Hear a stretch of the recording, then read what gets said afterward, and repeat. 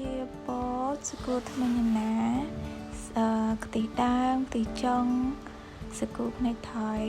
ស្ករសហើយនឹងបន្តិចបន្ទាប់មកយើងយកពោតរបស់យើងហ្នឹងយើងមកចិតវាឲ្យស្ដើងទៅសម្រាប់ពោតខ្ញុំមាន2ផ្លែសម្រាប់ធ្វើបង្អែមហ្នឹងចឹងយើងចិតវាស្ដើងអស់ទៅ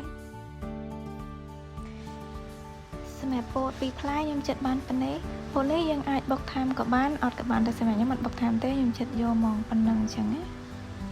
បន្ទាប់មកខ្ញុំមានសកូពីរប្រភេទមានសកូផ្នែកថៃនិងសកូថ្មីណាខ្ញុំយកវាមកត្រាំឲ្យហិចសិនទៅបន្ទាប់មកទៀតយើងយកខ្ទិះចុងរបស់យើងហ្នឹងមកដាក់ក្នុងឆ្នាំងដើម្បីដាំឲ្យវាពុះមុនគេបន្ទាប់មកយើងទុកខ្ទិះចុងឲ្យពុះហើយឲ្យពុះល្អបែបនេះហើយយើងកូរវាបន្តិចទៅបន្ទាប់មកយើងយកពោតដែលយើងបានចិតមុននឹងហើយហ្នឹងយកមកចាក់ចូលឲ្យអស់មកបន្ទាប់ពីយើងចាក់ពោតយើងចូលរួចហើយយើងកូរវាបន្តិចសិនទៅហើយយើងទុកឲ្យវាពុះម្ដងសិន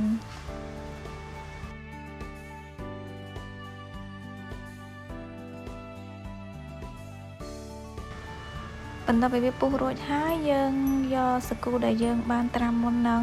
ចាក់ទឹកចេញហើយយើងយកសកូហ្នឹងយកមកចាក់ចូលដំបូងខ្ញុំចាក់ថ្មីណាចូលមុនបន្ទាប់មកសកូភ្នែកថៃរបស់យើងហ្នឹងយើងចាក់ចូលឲ្យអស់ទៅ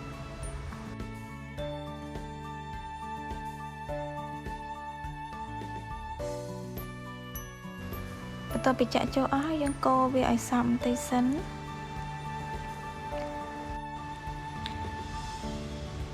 ទុកឲ្យវាពុះម្ដងទៀត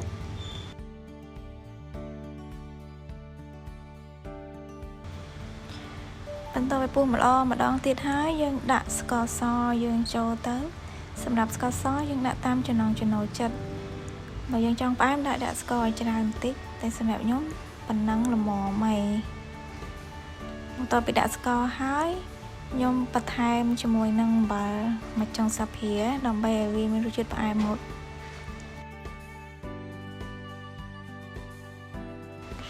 បន្ទាប់ពីយើងដាក់ហើយទុកឲ្យវាពុះយើងដាក់ខ្ទិះ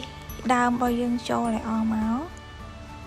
ដាក់ខ្ទិះដើមចូលរួចហើយយើងកូរឲ្យវាសព្វចូលគ្នាម្ដងទៀត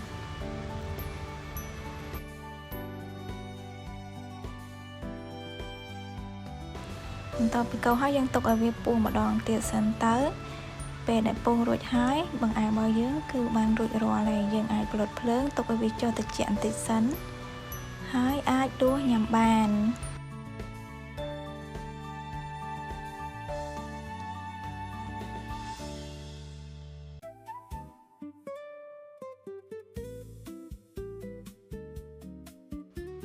ហើយសម្រាប់រសជាតិវិញគឺឆ្ងាញ់មិនផ្អែមពេកក៏អត់សាពេកសម្រាប់រសជាតិគឺទទួលយកបានងាយអាចធ្វើនៅផ្ទះញ៉ាំខ្លួន